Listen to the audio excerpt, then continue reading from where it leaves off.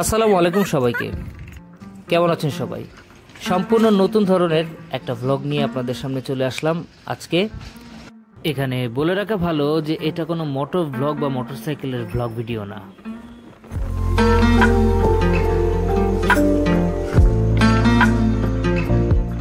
এই ভ্লগটি তেমন বিশেষ কিছু না হলেও আমার কাছে একটু স্পেশাল, কারণ এই প্রথম আমি আমার গ্রামের বাড়ি চাঁদপুরে বাই রোডে বাইক চালিয়ে গিয়েছিলাম। তো ভাবলাম এটাকে একটু স্মরণীয় করে রাখার জন্য একটা ভ্লগ ভিডিও তৈরি করে রাখি, আর সাথে সাথে আপনারাও যদি দেখেন এতে মন্দ কি। তো 1 ঘন্টা রাইড করলেন, 8:30 বেজে গেছে। আমরা তো অলরেডি কুমিল্লা মেঘনা ব্রিজ ক্রস করলাম।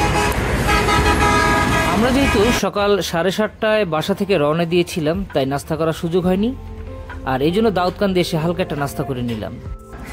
এখন একটা চা খাইতে পারলে খুব ভালো লাগছে।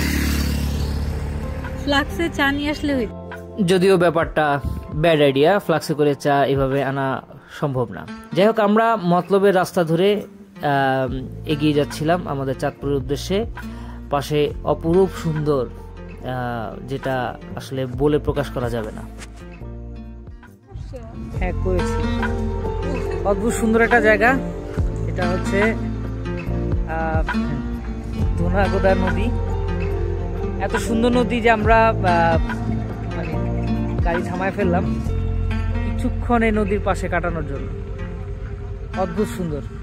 শীতকালে তো পানিটা একটু শুকিয়ে যায়, শুকিয়ে গেলে পাড়টা অনেকটাই মানে হাঁটার মতো উপযোগী হয়ে যায়। কি তুলছো?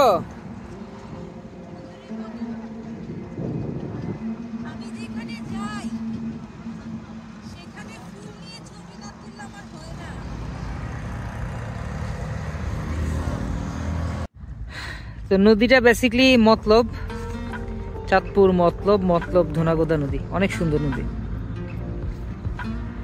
আরে একজন তো একদম পানিতে নাইমাই খাওয়া দাওয়া, আর ফুলকুমারী। আরে বাবা,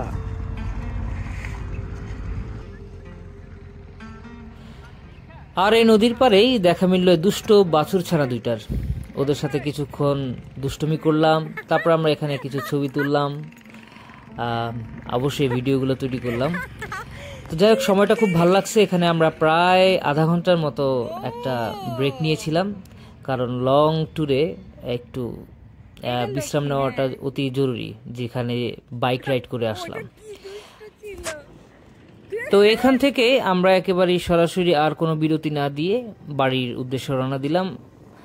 এখান থেকে আমাদের বাড়ি প্রায় 40 কিলোমিটারের মতো।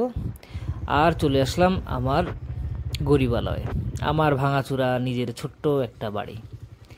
তো ধন্যবাদ ভিডিওটা দেখার জন্য। পরবর্তী ভিডিও নিয়ে আবারও চলে আসবো। তো ধন্যবাদ সবাইকে, আল্লাহ হাফেজ।